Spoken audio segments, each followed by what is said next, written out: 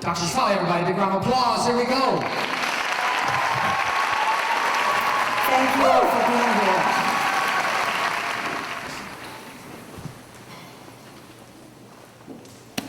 The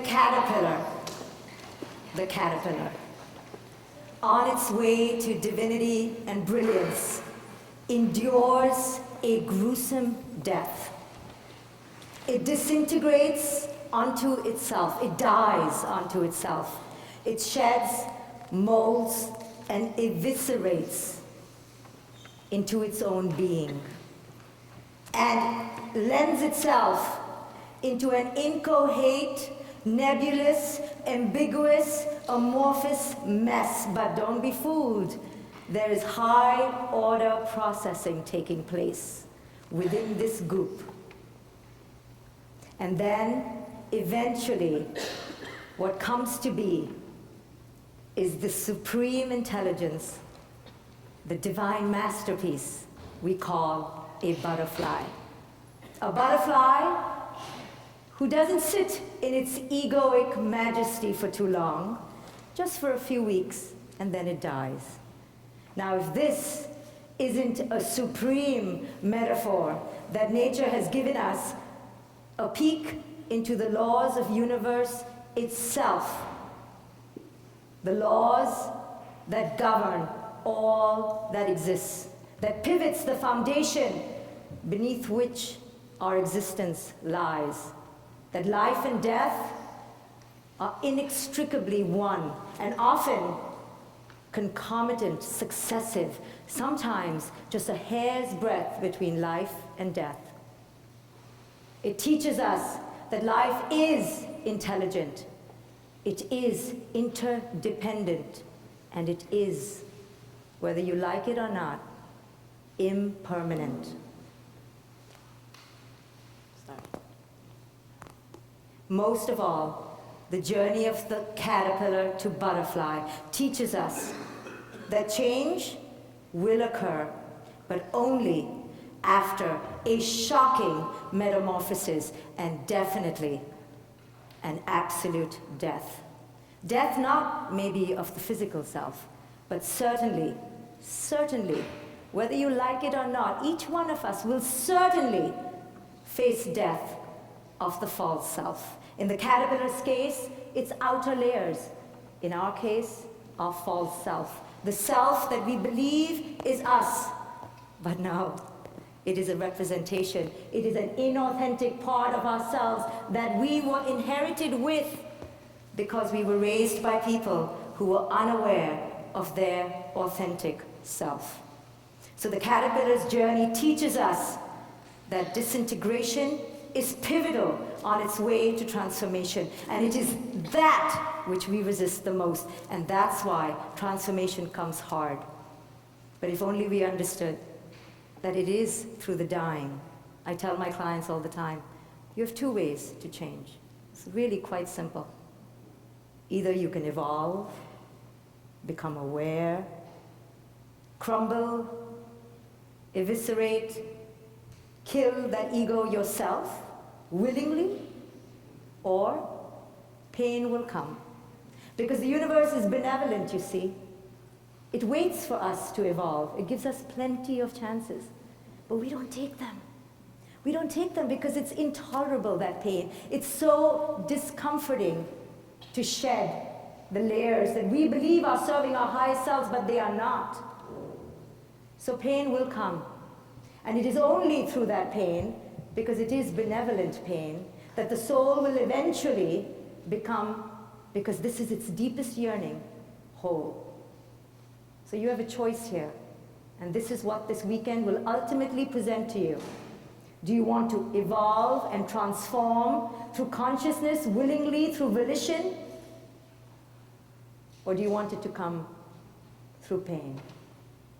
Pain is inevitable on a certain level, but our resistance to pain is what makes life unendurable. So either you choose to see pain as the portal to transformation, or you yourself willingly surrender the false self of the ego. We all long to change, But like the caterpillar on its way to the butterfly, there are processes that are precisely engineered. We cannot evade, can't trick the process of evolution. We must go from hungry, raving, egoic, obsessive, like the caterpillar is, and then we must enter the no man's land territory of inchoate, nebulous nothingness, the territory which terrifies us the most.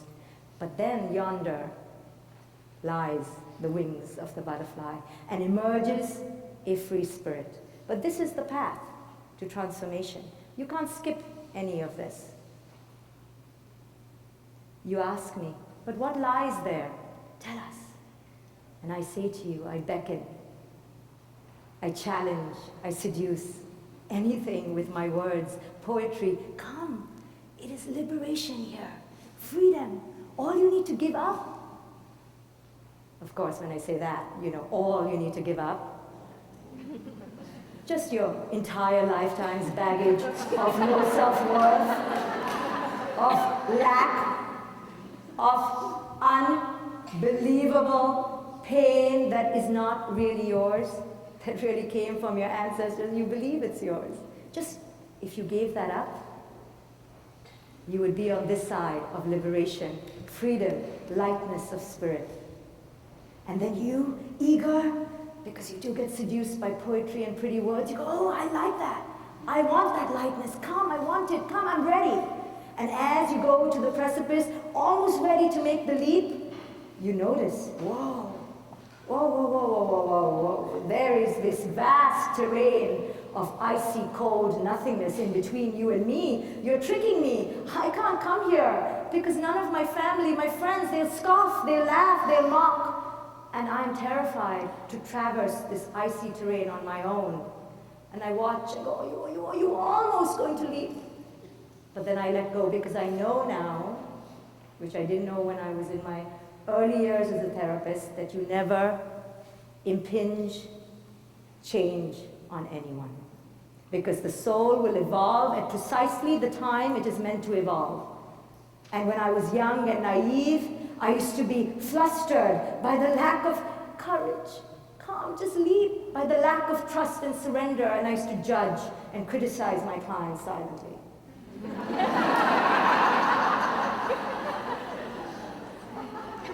And when I used to express to my husband, you know, they just don't change. It's right in front of them. If only they looked in the mirror. And he would say, okay, but it is a business. They should at least stay in therapy for 6 months, don't you think? But every once in a while, a client comes for just one session, and she gets it. And he gets it. And life is irreversibly transformed. Those clients, though, are few and far between. The rest I have learned to let go of, because every soul evolves at its precise moment in time. And I say now to myself, don't judge the alcoholic on the corner. Don't look down on the drug addict who's despairing in hopelessness. Oh, don't judge anyone, because you never know when his epiphany will come and when he will transform, because his shedding could take just a minute. And the one in therapy could be sitting there for 20 years. So we are not here to judge evolution. Evolution is precise. The soul will rise when it is ready. I am just creating an invitation, a portal, that there is a path for this rising, and that you can accelerate it if you so choose and dare. I used to be so naive. I used to be on that side, rigid, dogmatic, full of beliefs about how things should be. My early years as a parent was full of should and how-tos and lists and tasks. I had all the books color-coded, highlighted, earmarked, thinking more books, better parent. More research, more literature. I was a psychologist, for heaven's sake. I was meditating for 20 years. If anyone was going to be a good parent, it was going to be me. And I was fixated with grandiose ideals, highbrow fantasies of how my child would turn out. I was going to have the only female Dalai Lama. Don't you think it's time? What's with that?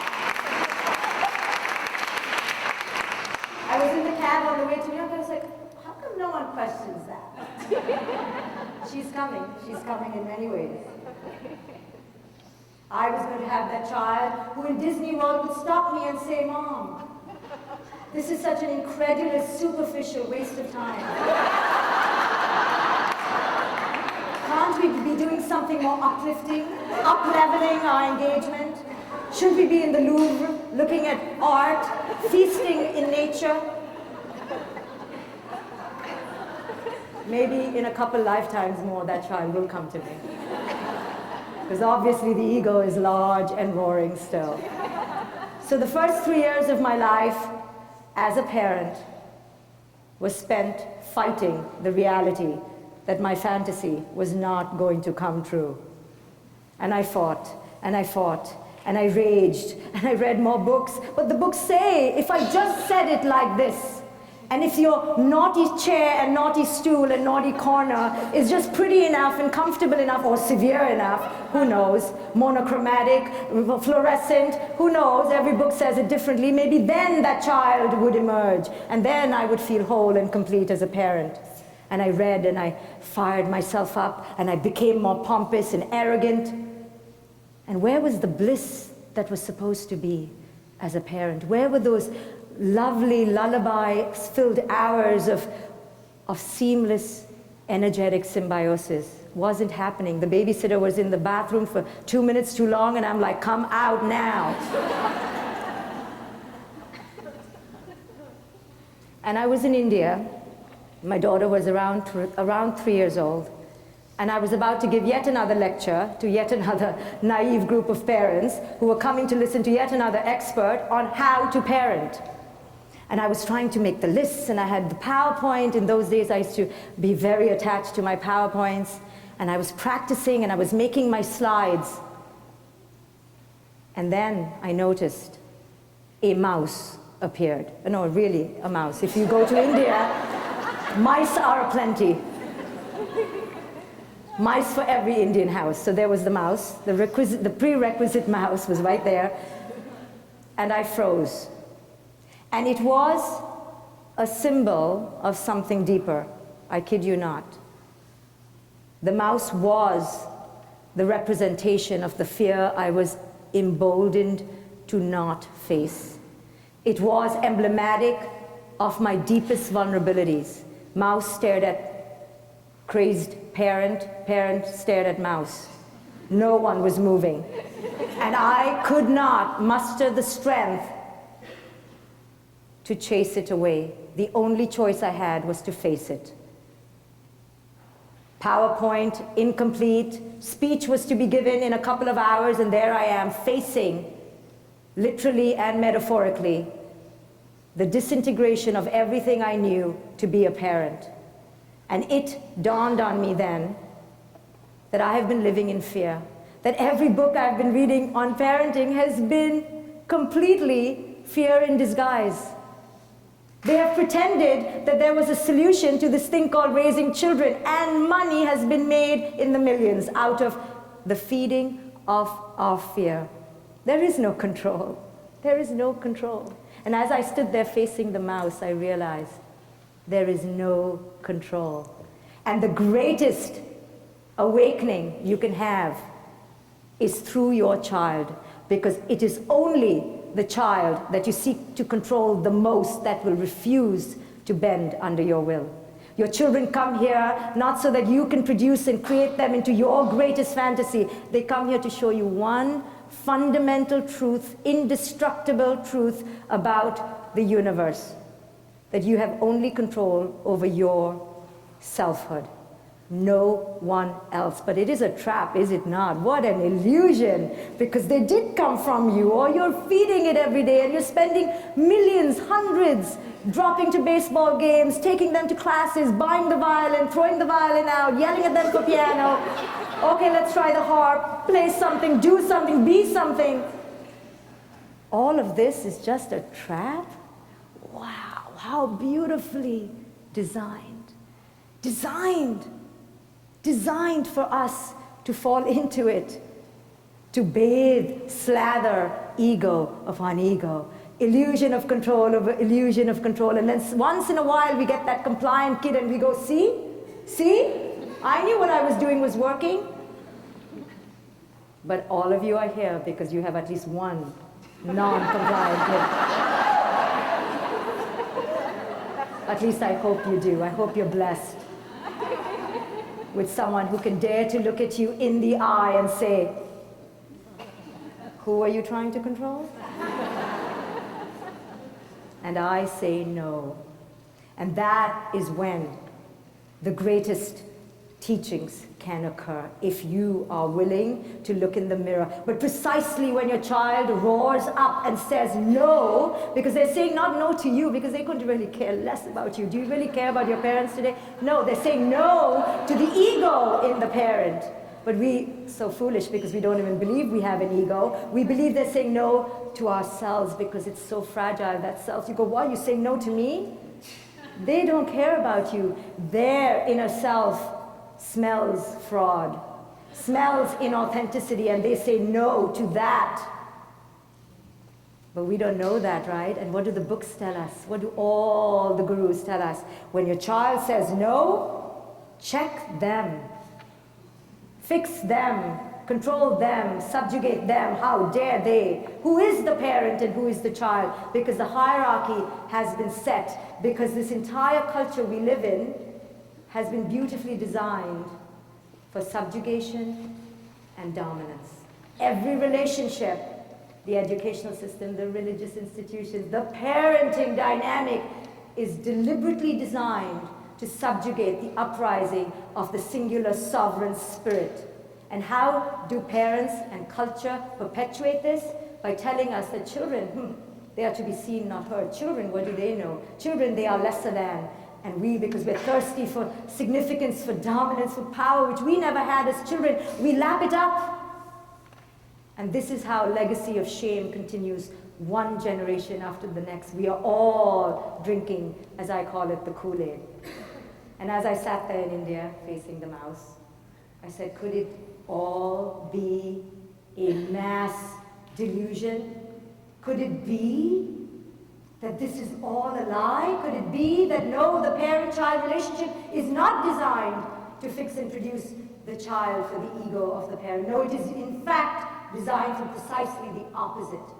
That the child has been called into your life to tell you, the form is that you have control, but the essence is that you will never have any. Could it be then, as I sat there crouched in the corner of my bed, I said, no, because you see, I was rigid, I was in the belief system there, not yet ready to cross over to transformation. I still wanted to hold on to, there are tasks and lists and things and keys and ways that I can control my child.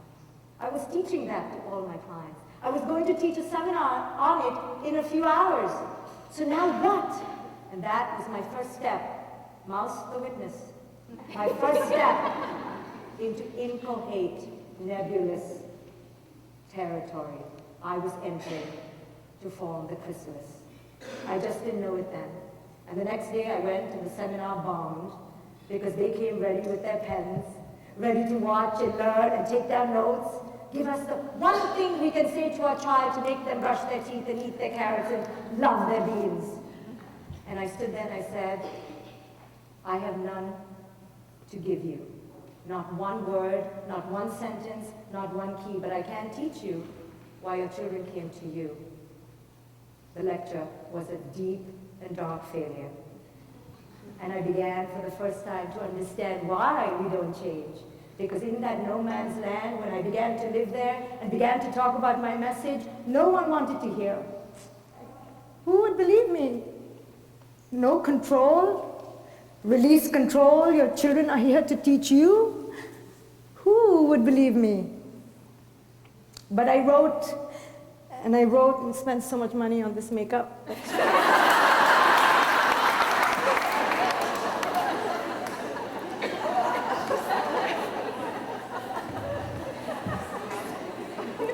But I wrote and I wrote, and I dreamt. And I said to myself, because there was still ego, that I will get my book to Oprah. And not just Oprah, because there was still a lot of ego.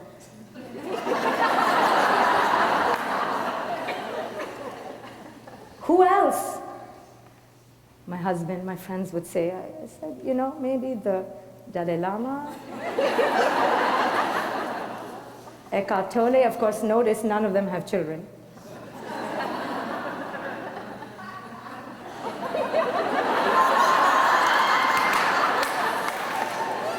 But I knew only those people are out of ego. The rest of us. And I wrote and I wrote, and the first book came out in a whisper. All of 11 people bought it. And they're all probably sitting right here.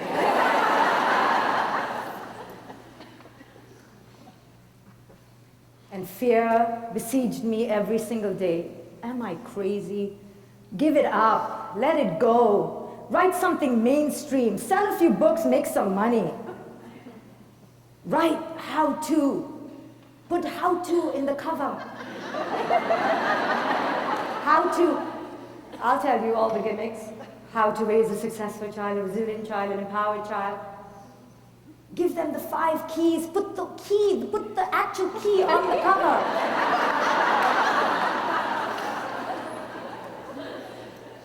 Don't call it the conscious parent. No one's going to buy it. And who can even spell the word conscious?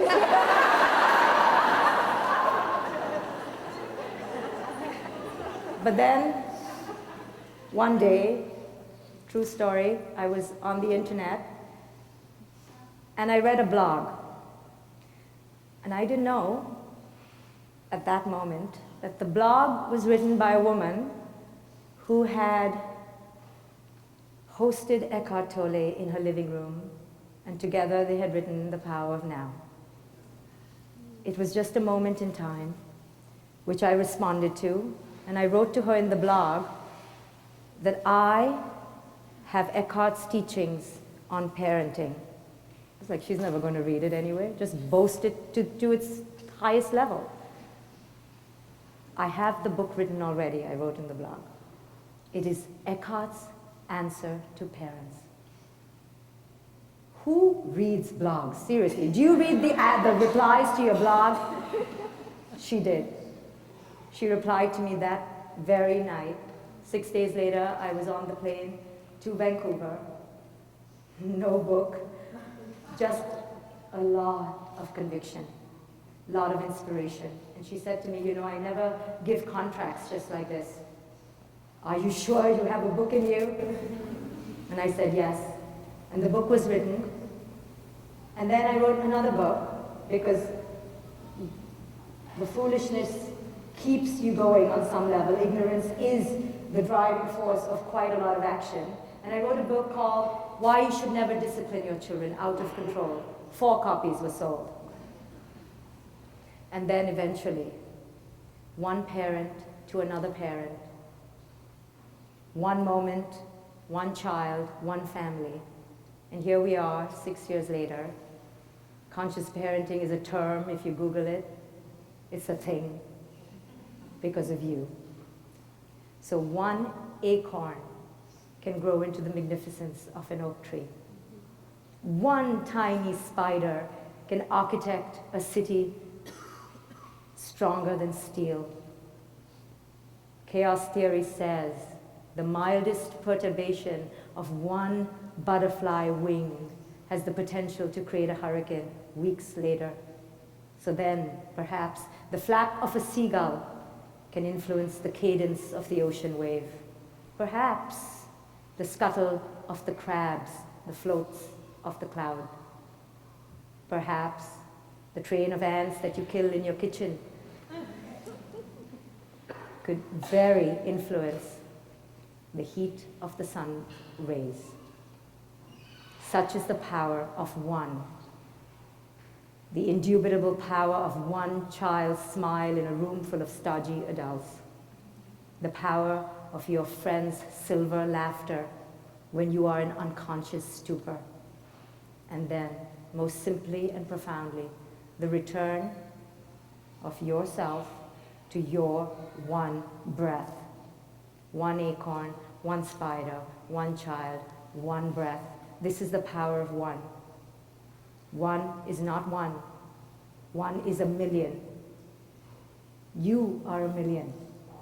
And this weekend is about showing you how you can open the door to your greatest freedom. You deserve to live a liberated life. You deserve to put an end to internal suffering. You deserve it and you are worthy, but you have to first believe that you are a million.